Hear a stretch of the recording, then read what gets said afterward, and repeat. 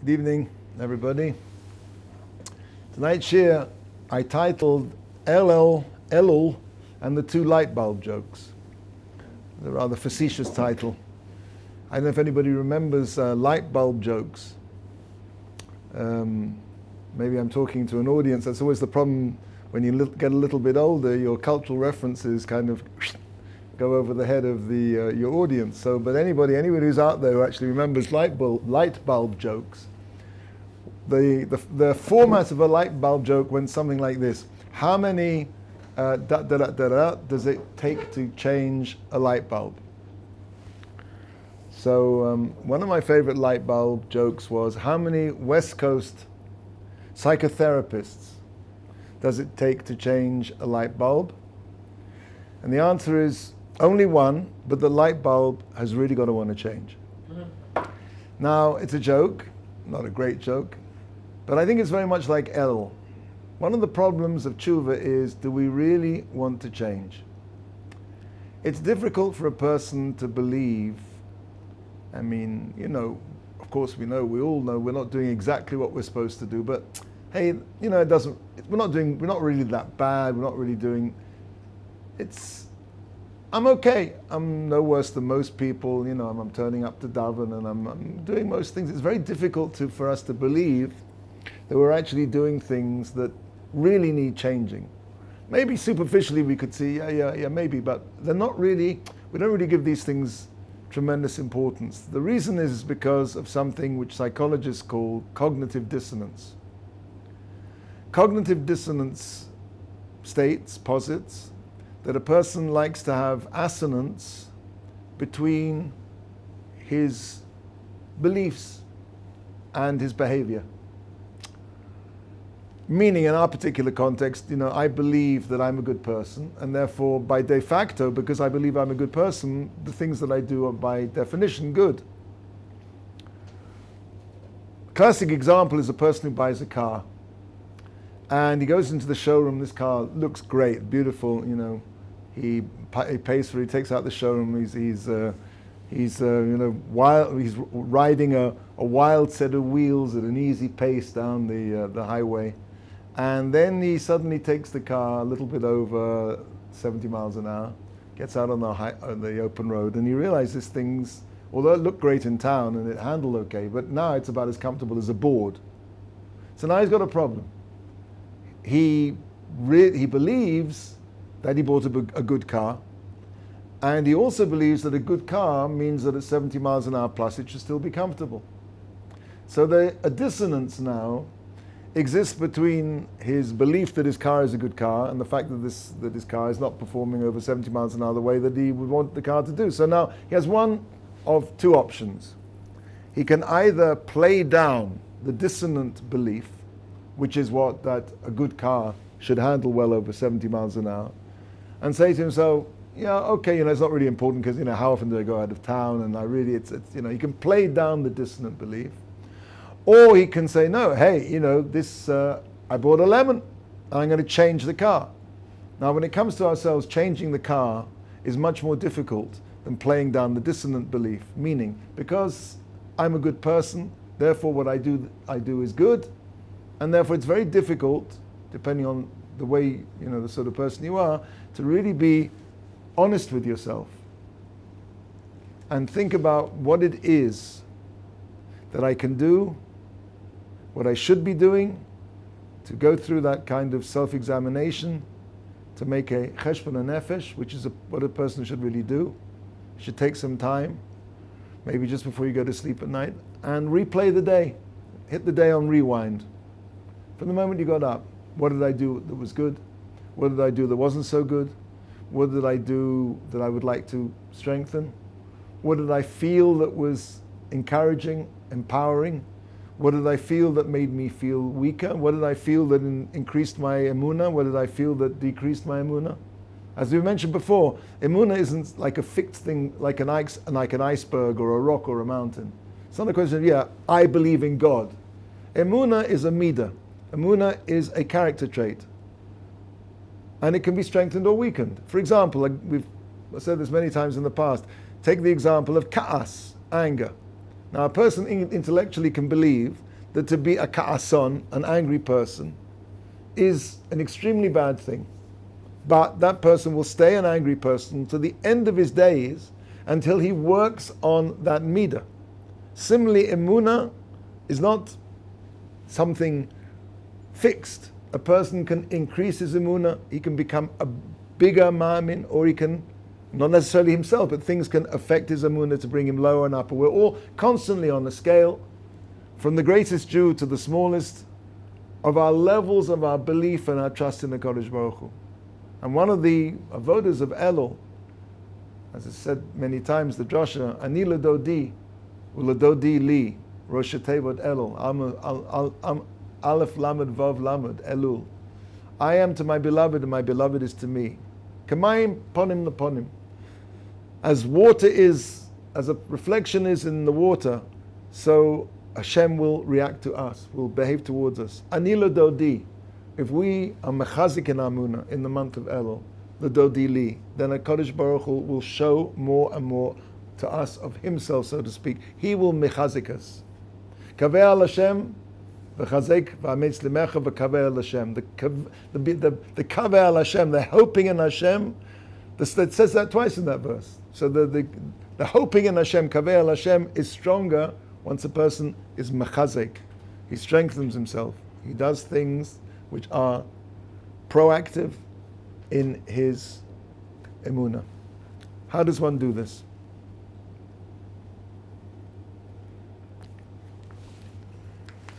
Well,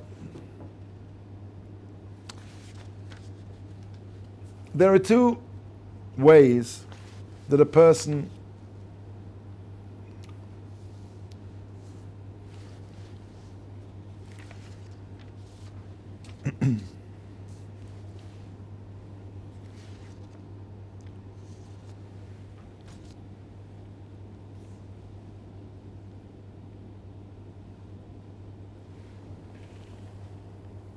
there are two approaches really to Rosh Hashanah. Rosh Hashanah, maybe we should start a little by discussing Rosh Hashanah. Rosh Hashanah is what we're coming up to. Elul, the whole work of Elul, is to get to Rosh Hashanah in the right frame of mind, in the right frame of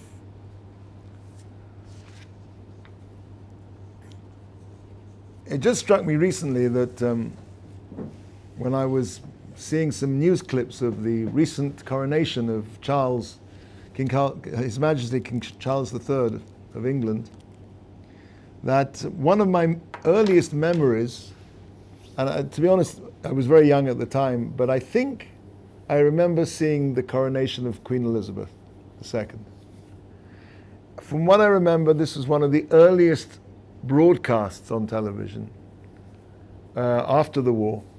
And there was television before the war in America, certainly, but in England, it started to come in 1953 was her coronation. And I remember, what I seem to remember was this grey, murky fishbowl, sort of not even black and white, so different shades of grey, which you could peer into. And we watched this procession in the Abbey, going up and down, and the pomp and the circumstance and the ceremony and the Malchus. Gemara says that a person should always run to see a king of flesh and blood, so you'll understand the difference when Melech HaMashiach comes. And a person who's seen, and I think actually the British are quite good at doing this, they're very good at pageantry. It struck me how much, from seeing, the films and that, the feeling of the Malchus that we had even on that little grey fishbowl, how much things have changed since her coronation and King Charles's coronation. The Malchus has shrunk. It's smaller. Not even everybody's so convinced that there should be a king. I mean, of course, there were always dissidents, but the amount of people who believe that the monarchy is an overpaid, anachronistic institution is certainly more than it was in the time of Queen Elizabeth. Queen Elizabeth, when she went up to the throne, she had still dominions. There was dominions and a commonwealth, and now pretty much, the British Empire, what's left of it is no longer. the power of kings, the power of the king in England has shrunk. And also, if you think of it, the power of kings generally has diminished. Rabbi writes that the only reason that the Kodesh Baruch Hu created kings of flesh and blood is that that man should have the most distant scintilla, the most distant echo, the most distant glimmer of the Melech Malchei Amlochim, of the King of Kings. There should be some kind of physical representation on the smallest, minuscule level of what kingship is. What is Malchus? What is Malchus Shemaim? And therefore, says Rabbi, concomitantly as the world generally turned away from a belief in a God, so concomitantly the power of kings shrunk. Mida keneged mida. The less mankind believed in God, the less Hashem provided man with an ever-present reminder of what kingship was. The smaller the kings became, until pretty much now almost everywhere in the world such monarchies as remain are constitutional monarchies. And in point of fact, I was thinking one of the few places where the king is still a king. If you remember reading Lewis Carroll, and what was it, Alice in Wonderland, off with his head. There are very few countries now where the king can go off with his head. Probably one of the only places in the world is in the Arab countries. There, I think still, some of the kings over there retain the ability of life and death. And interestingly enough, we could say that probably the Arabs, the Ishmaelim, have a very, very strong emunah. And one can criticize them for many things, but being lacking in emunah is not one of the things one can accuse them of. So I would suggest maybe that concomitantly, because they, so to speak, preserved their power of emunah in a God, so similarly a Kodesh Baruch Hu did not diminish the power of their kings. But we live in a world where the king has become very, very small now. Very difficult for us to focus on the idea of the kingship of a Kodesh Baruch Hu. In fact, in England, the new year, let's turn now to Rosh Hashanah. Rosh Hashanah is the day where we're Mamlich HaKadosh Baruch Hu, we crown the king. Where is the crown that is big enough to put on the head of a Kodesh Baruch Hu, Kaviyachol? What does it mean that we crown Hashem? How do we crown Hashem? And also, it's interesting that if you think about it, that Rosh Hashanah is really not the date of creation of the world. That happened 5 days before. Rosh Hashanah, Echad Tishrei, was the date that Adam HaRishon was born.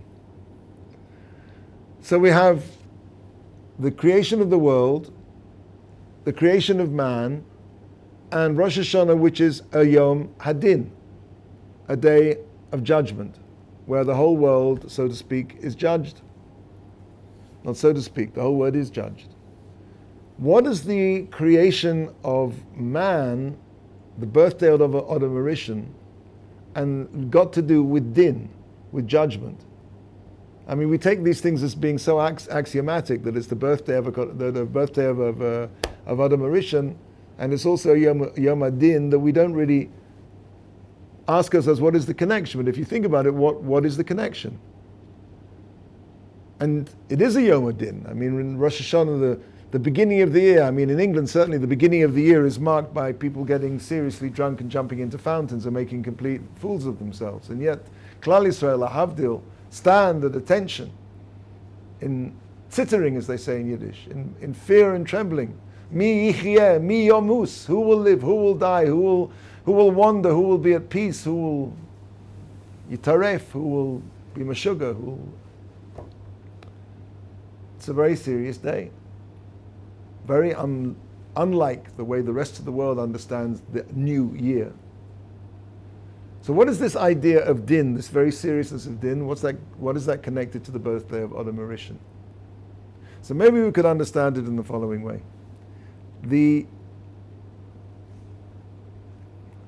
If you look in the first chapter, in the first chapters of Bereshis, when it describes the creation of man, the Torah says, Na'aseh Adam, let us make man.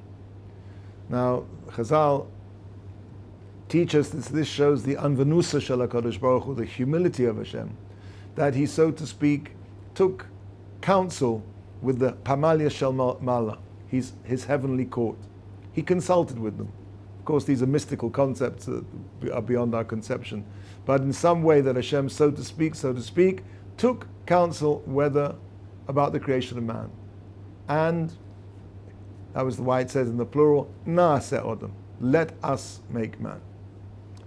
Now the Medrash darshans Naaseh Odom, because those letters, Naaseh, Nun, Ayin, Sin, Hey, could also be punctuated for it to say not Naaseh Odom, but Na'asa Odom, which means man is created. The Medrash tells us that this conversation, so to speak, this consultation that HaKadosh Baruch Hu had with the Pamalia Shemalia went as follows. Na'aseh Odom, let's make man. The different midot spoke up. The midah of emes, of truth, said, Al Yabareh, don't create man. Why? He's malei sheker, malei shkarim, full of lies. Not just that he can lie, that is, he's malei shkarim, he is full of deceit. And the midah of tzedek, of justice, said, Yibareh, create man. Why? Because man is capable of tzedek, of being fair. And so it was that all of the midot in Shemayim, so to speak, threw in their particular deot, their opinions. Shall we make man? Shall we not make man? Shall we make man? Shall we not make man? Until finally, with those same words, Naaseh Adam, punctuated differently, HaKadosh Baruch Hu said, Naasa Adam. Man has already been created. Meaning that man, whether man should be created or not, the jury never returned its verdict. Man was created in the middle of an enormous cosmic question mark. The jury was still out. Which means that every Rosh Hashanah, each one of us returns to that same question. Was it worth creating Bishvili Nivra Olam? The world was created for me. Was it worth it? Every descendant of Adam is still in the dock for that primordial question. That the creation, the whole creation was nisod, was placed into this background of an eternal, of a, how do you say, a cosmic question mark. Should man be created, yes or no? And each one of us, as we pass in front of Kadosh Baruch Hu, like sheep, have to answer that question. And how do we answer that question? How are we matzdik ourselves? How do we justify ourselves? How do we emerge from this din successfully? How do we vindicate ourselves? And the answer, of course, as we know, is the shofar. We blow the shofar. How does the shofar vindicate us? How does the shofar work? Okay, I'm not going to say, in all its deep, but how does at least a basic understanding of what is the power of the shofar? It says, Vayipach ba'apov, right at the beginning of Bereshis, and HaKadosh Baruch Hu yipach ba'apov, he blew into the nostrils of man, V'haya la'odam nefesh chaya, and man became a living spirit. Says the Targum Onkelos, nefesh chayim ruach mamalala, a speaking spirit.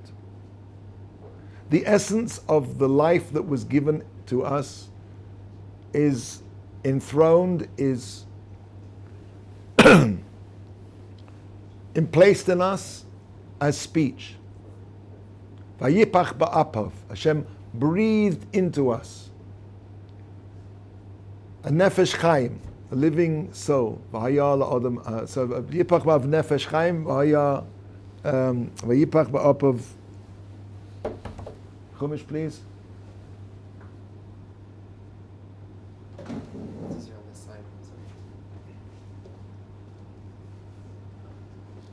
Thank you.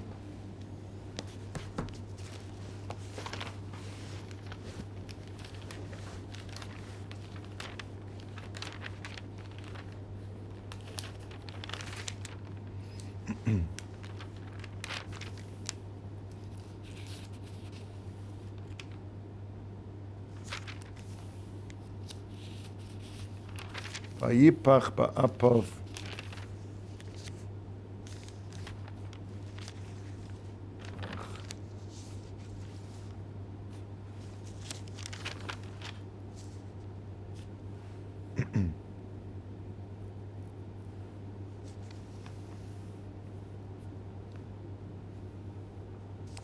Vayipach ba'apov nishmas chayim Vayhi ha'odam lenefesh chaya. And Hashem breathed into his nostrils a nishmas chayim, a soul of life.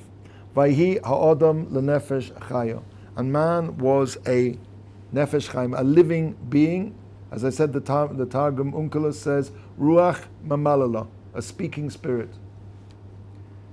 And what does that speaking spirit say? Excuse me. It says in Mizmor Shir Yom HaShabbos, Lagid baboker chastecha ve'emunosecha baleilos. That we have to say, we have to speak out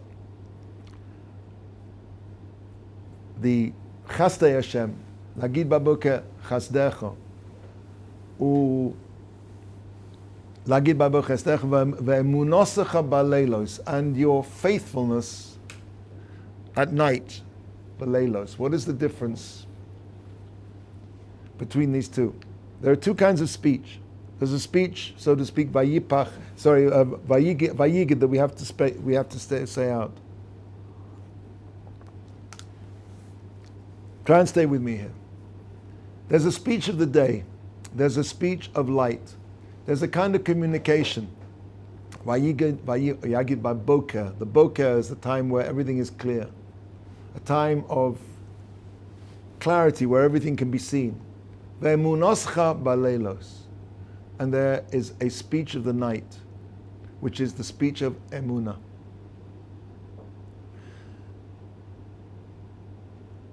Most things in existence, objects, ideas, can be discussed, can be argued about, can be extrapolated.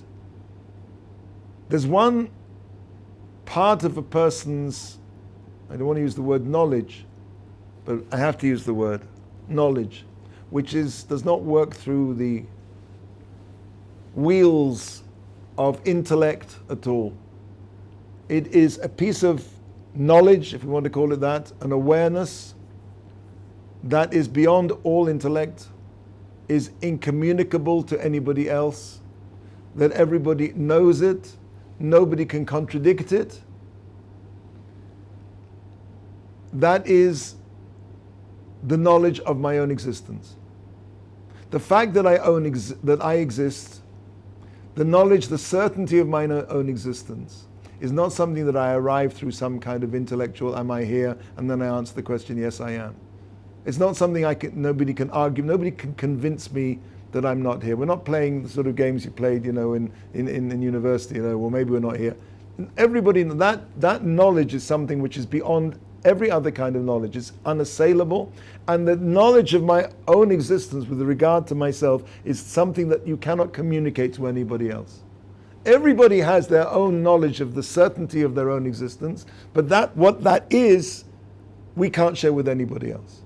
That is the emunas chabaleilos. That is what Hashem breathed into us. Vayipach ba'apov.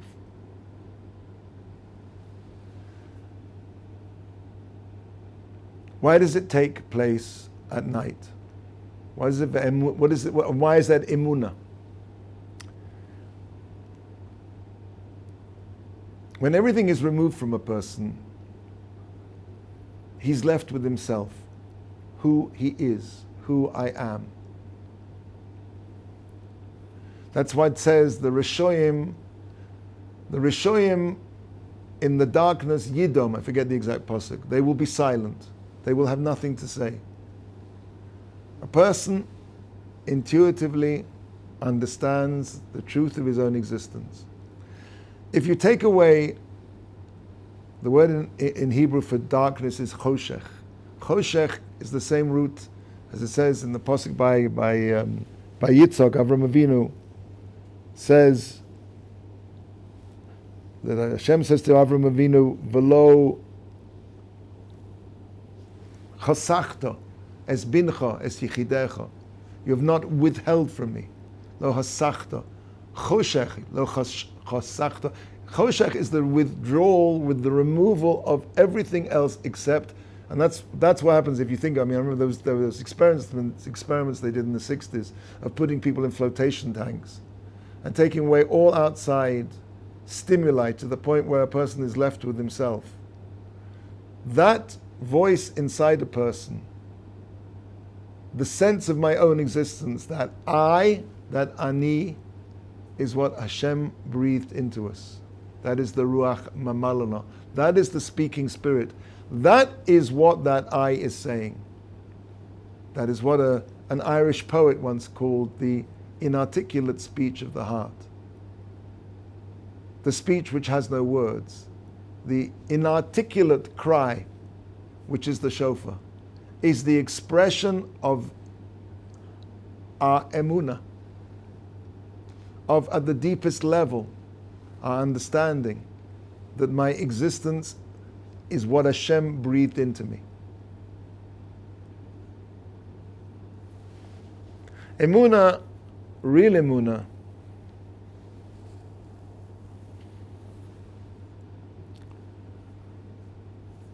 it says when Klal Yisrael was standing at Har Sinai, the first word of the Ten Commandments, Anochi, is a notricon, is I forget the word in Hebrew, in English, where you take the first letters of a sentence, you make a word out of it. Anochi stands for Ana Nafshis Ksavis Yahavis. Anochi, I, says Hashem, have written myself, Ksavis, and I've given myself over in the Torah. At Har Sinai, the Jewish people achieved a level of awareness, and that's really what happened there, of that their deepest existence, their deepest sense of their own I, was none other than emunah in the Kadosh Baruch Hu. Twice a day when a person says Shema, and he says Hashem Echad, he's supposed to think for a split second, Ein od milvado. Now you're not allowed to do this for more than a split second. When a person says Ein od milvado, it doesn't mean there's only one God in the world. It means that nothing exists except for God. Nothing. So then where am I? Who's saying the Shema? Meaning at that moment, that supernal moment of absolute achdus, Hashem Echad, I surrender the deepest sense of my own certainty of my own existence into the certainty of HaKadosh Baruch Hu. I take my deepest sense of my own I and I say, HaKadosh Baruch Hu, my I is none other than you expressing yourself in your world. I'm Moisa Nefesh. I give over that deepest sense and I give it to HaKadosh Baruch Hu. And that's the shofar. That is how we stand in judgment. We return to Hashem through our breath, that same Ruach Memalala, that speaking spirit, implanted into us.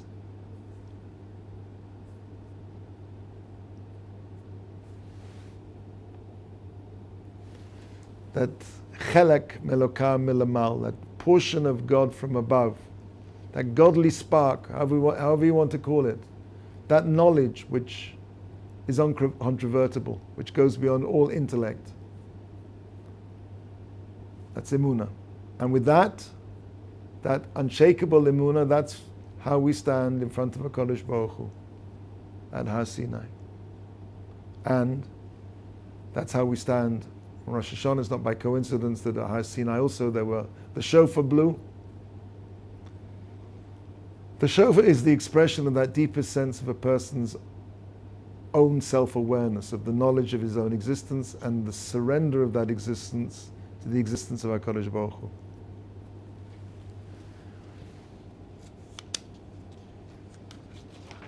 That's what we're trying to achieve.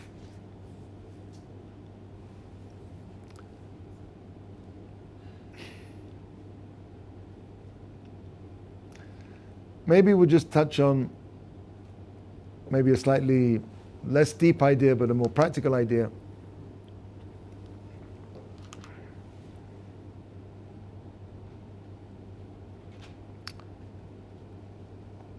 As we said, there are two ways at the beginning of the shir.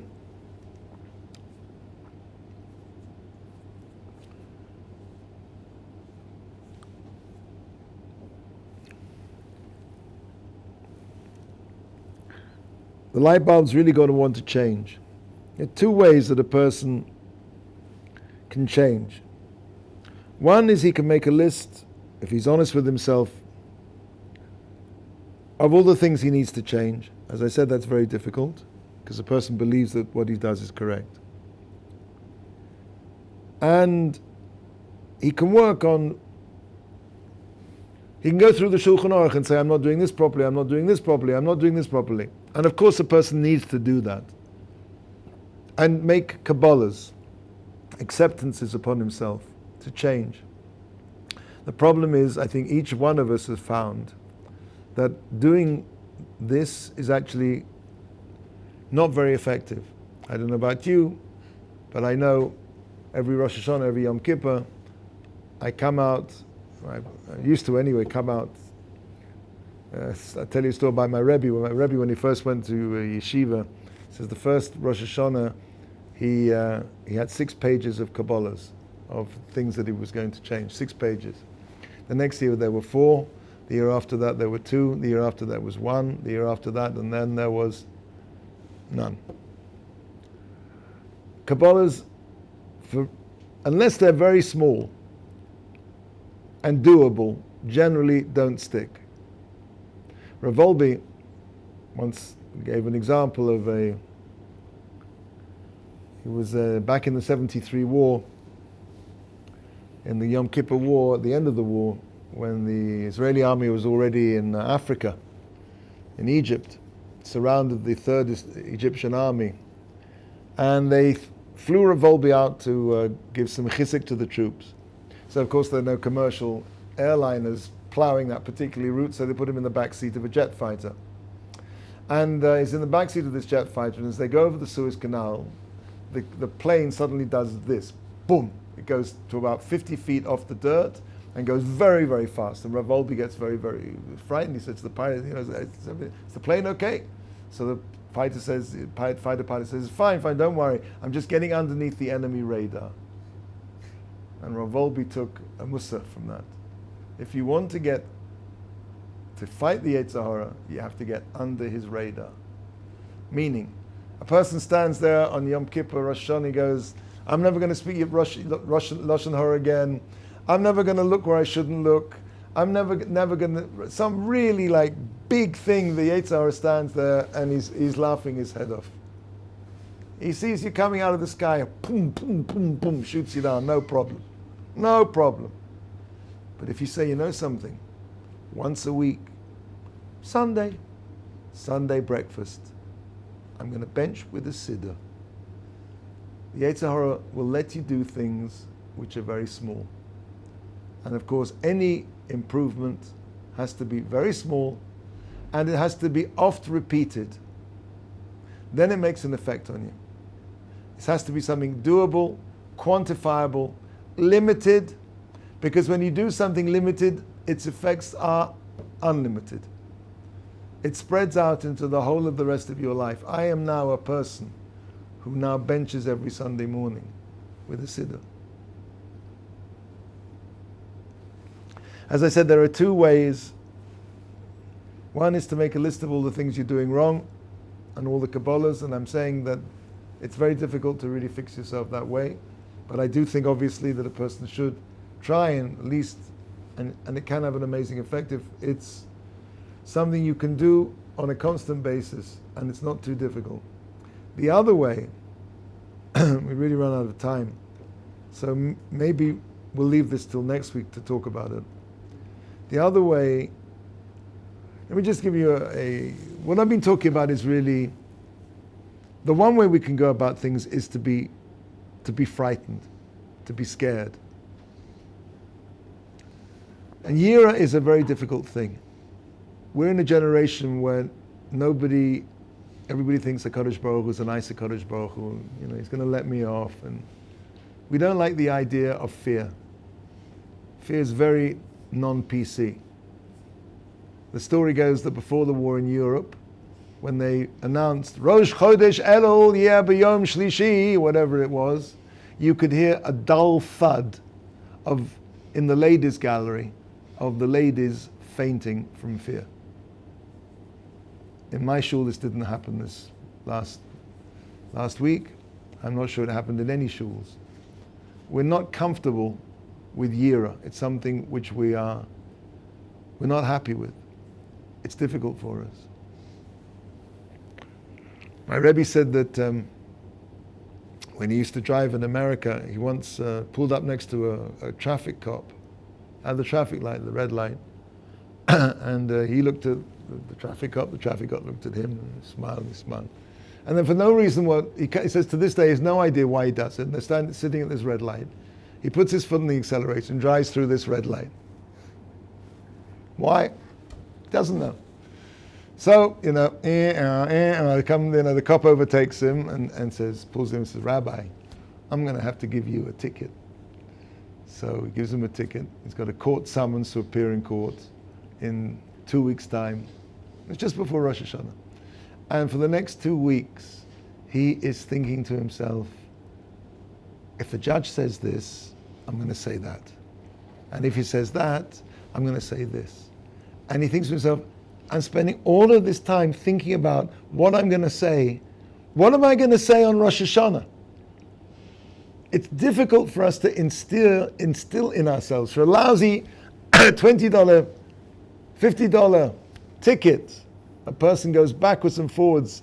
But when it comes to mi yichya mi yomus, it's very difficult. It's very difficult to achieve that level. And the reason is, and I say again, we'll carry on with this next week, is that HaKadosh Baruch Hu has taken fear out of the world when it comes to Yiras Shamayim. He wants us to have Yiras Shamayim, but we have to work for it.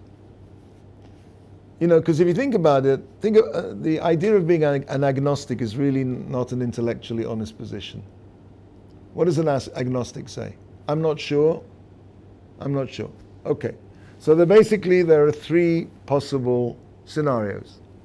There's the scenario that there's no schar v'onish, there's no HaKadosh Baruch Hu, chas v'chalila, or there is. Now, on the one side, let's say there isn't, God forbid.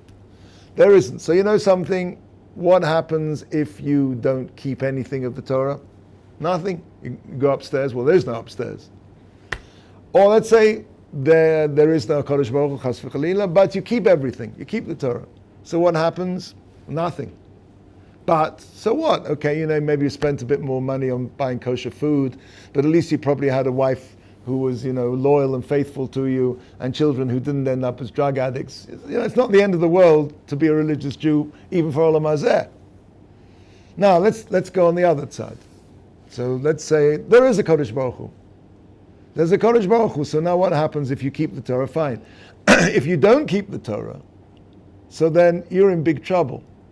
So if you think about it, if you're not sure, if you're an agnostic, intellectually, honestly, you should keep it because just in case, right?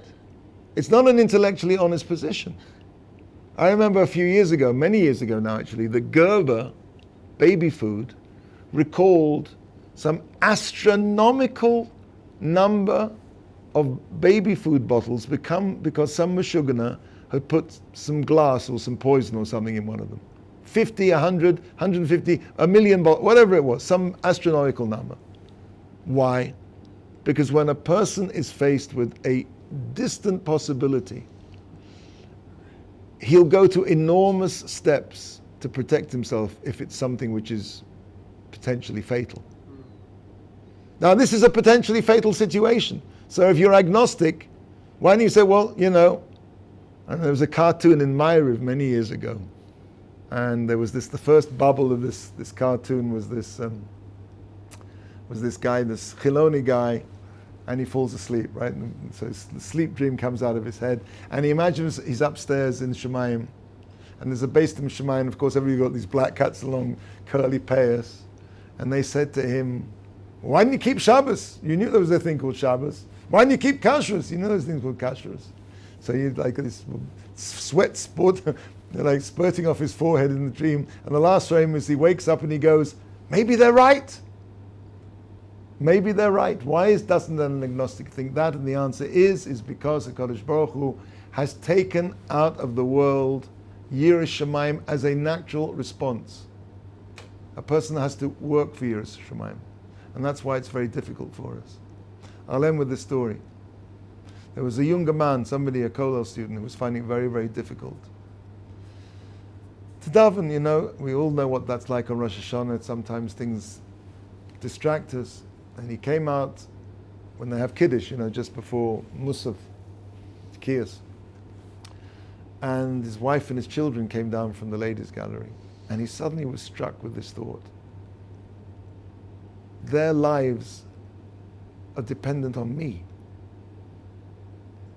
They're depending on me. And he went back inside and he davened as though it was standing at the Pischo Shel Gehinnom, as though he was standing at the entrance of hell. A person needs to awaken himself. Rav Yisrael Salanter said he used to go and stand to see a court case. Before Rosh Hashanah, he used to go to a secular court in the gallery. He used to say, this is where the judge is, this is the judge, this is the jury, this is the defendant, to have in his mind an idea. It's very difficult. Yiras Shamayim, as I say, is something.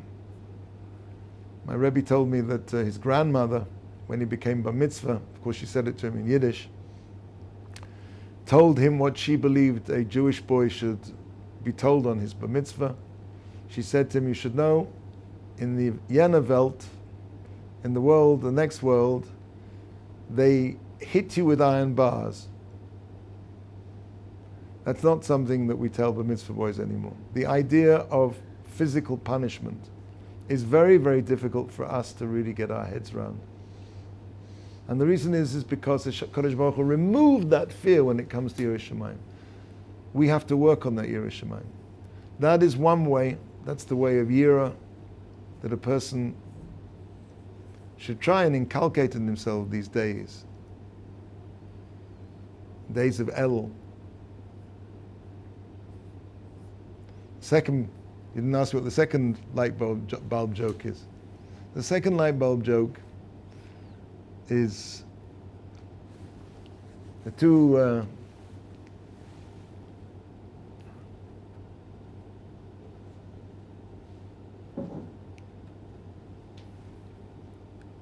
it's not really a light bulb joke.